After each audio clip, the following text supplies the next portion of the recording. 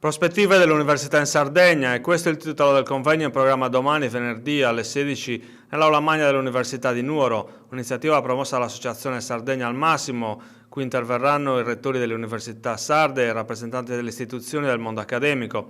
L'obiettivo è quello di fare il punto sulle prospettive degli studi universitari nell'isola, alla luce anche dei nuovi fondi stanziati dalla Regione per allargare il numero di studenti e garantire loro anche la specializzazione.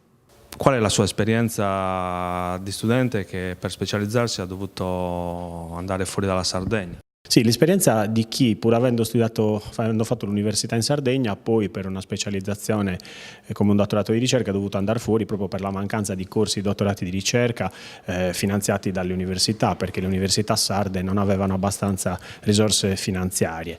Il convegno di domani al quale sono stato invitato è proprio, si discute sulle prospettive dell'università in Sardegna successivamente al grosso incremento che c'è stato di risorse da parte della Regione e da parte dello Stato proprio sull'università sarde. Verranno i due rettori dell'università proprio a testimoniare il legame che c'è comunque tra il mondo dell'università e i territori di tutta la Sardegna. Nuoro è una città che da anni dice di voler puntare sull'università e questa presenza è molto importante. Diamo atto alla Regione, soprattutto su iniziativa del rappresentante del territorio del consigliere regionale Roberto De Riu, che è stato il promotore del disegno di legge dell'ordine del giorno, che poi ha portato la Giunta ad incrementare i fondi.